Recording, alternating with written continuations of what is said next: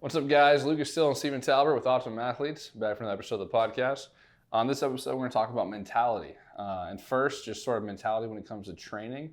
I know that training can get tedious and boring, even if you're doing the same things day in and day out. But even just a slight shift of an outlook from you have an opportunity each day to get better instead of an obligation to go to your training could change your intent, your focus, your effort level. So basically just looking at training, practice, all of that lifting as an opportunity instead of an obligation.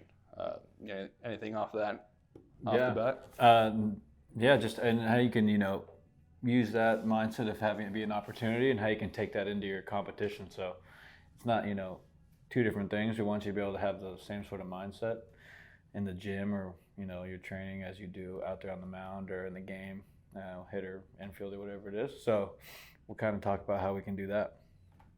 Yeah, there's a lot of different, motivational videos out there or beliefs, and some people like them, some people don't. I would just say kind of like find the one that works for you. Some guys need to get fired up. Some guys need to get calmed down. Some guys need some like inspirational beliefs or thought process of this is bigger than me.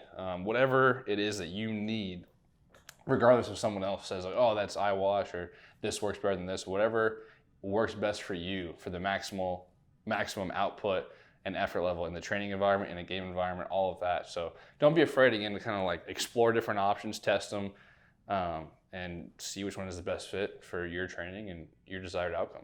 Yeah, absolutely. And that's the thing, right? It's a matter of, trial and error with this kind of thing because it's a little different for everybody, like Lucas said, but if you can go about it from a standpoint where, you try a few things and it may work, it may not, you don't have a good, success rate with one thing and you kind of split test it. As your career goes on, you get older, you change. Because, you change as a human being yourself too. So as your career progresses, things are going to, click for you in a different way. But, I like to see it as whatever your routine becomes, which is where it starts, that's where your mindset kind of clicks, and that's pregame.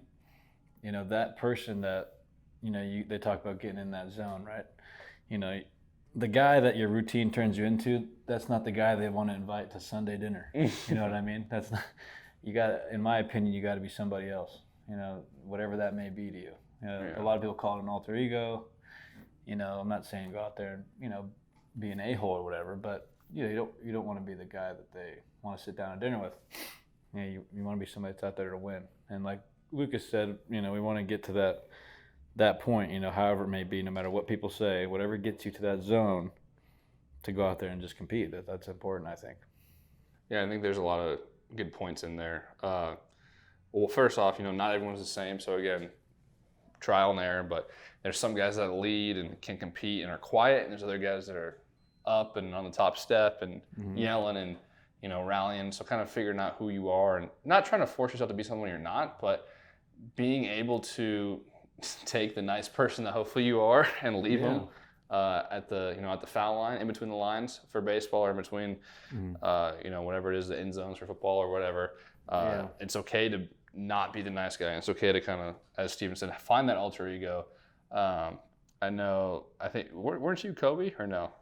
I liked Kobe a lot. The So Mamba mentality. That Mamba mentality. You kind of like take that into embody it. When you're on the mound, you're not Steven Talbert, the student athlete. You are the guy, the killer, the guy with freaking, seeing red, the guy's going to go after, and it's me versus you. I'm going to win. You're not. And that kind of plays a lot into almost like defeating fear, I guess, is a way to say it. Yeah. Where, if you're the nice guy and you kind of like, oh, I hope I do well, or I hope this goes well, you're going to have a lot less success than if you go out there with, I'm going to dominate, screw this guy, I'm better than you. That sort of mentality. And I mean, to be clear, it's not saying that you're going to win every single time or have success on every single pitch or every single play, but it's not a foolproof thing. Yeah, it's kind of it's a heads-up baseball basic principle from Ken Ravizza, where if you're going to throw a slider and you step on the mound and your mentality is, oh man, I bounced my last slider, I don't have a good feel of this pitch today, and I hope it goes where I want it to. Oh man, I hope it's there, and you throw it. The chances of you throwing the slider that you want to throw are way less than if when you step on the mound, you said, okay, here comes a good slider. This is going to be exactly where I want it to. Something I like to say a lot is everything that you see in the world around you that isn't nature, like isn't like a tree or something, everything that's man-made, someone had to see it in their mind before it came to be on this earth. So if you can actually like have the confidence and see it happen in your head, there's a higher chance of it actually happening. Yeah, absolutely. And you know, that's, I like this. There's a guy named Trevor Moad. He works with Russell Wilson and a couple other guys. A lot of people now. He's expanded, but he talks about that we don't know if positive thinking works, but we know for sure that negative thinking does. So, or negative speech. So the second you bring something out loud, like Lucas said with the slider, you say, "Oh, there's no chance I won't bounce this slider." I want to say it's 70% like chance that you're going to bounce it, just based on speaking the negativity out loud. So if you can, you know, like I said, find that place of conviction, it's better off than even saying anything negative. You're better off just not saying it. Don't even speak it out loud.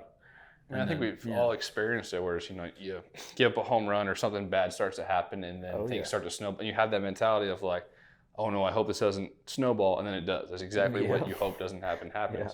And I mean, from my experience, I'm sure you've experienced it too. Like, I've had seasons or periods where I haven't had a lot of success, and then you reach a point where you kind of just like, screw it, and whatever outing that is, you hit the mound with, I'm not going to be thinking about mechanics. I'm not going to be thinking about anything I've been thinking about for the last, you know, week or however long you've been in this slump. And you're like, I'm just going to go compete. Or like, you know, you step on the mound, you look at the hitter, and you're like, screw you, dude. I'm just going to throw this as hard as I can. And then it ends up you strike him out.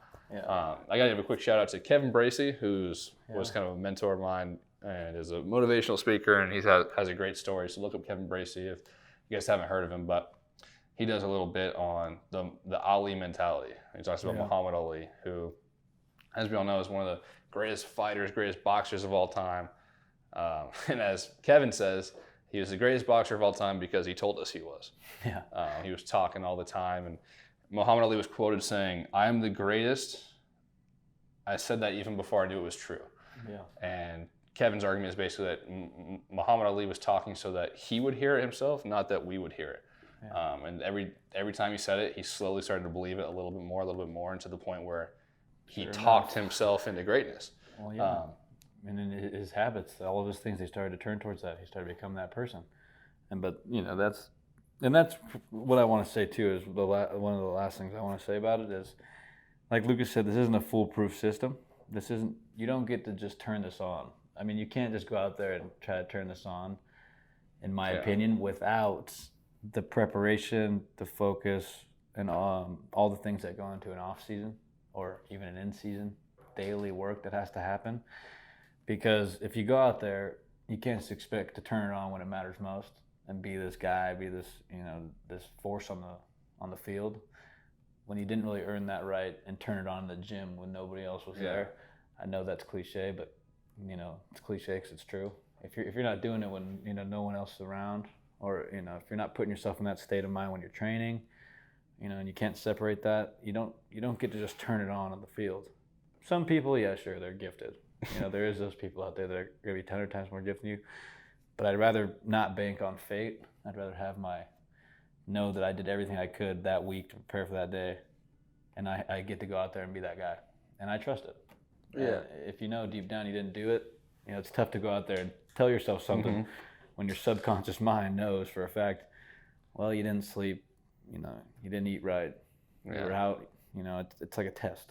You know, you can't not study for a test and expect to just base it if you don't know the subject. So it's a little, that's the way I like to put it, but that's my 2 cents on that.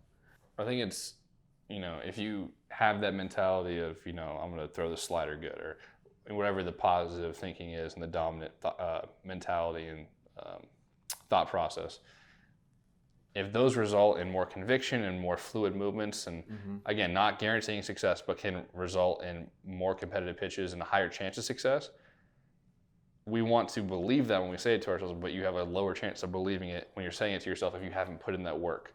So you kind of earn that right and earn the ability to actually believe it when you're like, oh, you know, I've been in the gym for every day for the last 2 months. There's no way I'm going to let you beat me. Here comes a good slider.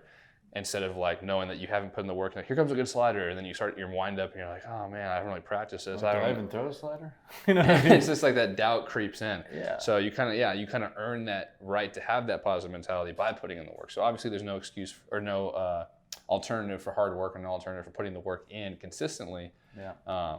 But we're just talking, when we get on the mound in a game and we, slider, or say the catcher puts down slider, or catcher puts down fastball, whatever it is, knowing that you put in rep after rep after rep on the plyo wall, in your bullpens, had intent in your catch play, have done your recovery, have eaten right, have put in the work in the weight room, you should be almost exuberant in confidence that this is going to be a successful pitch.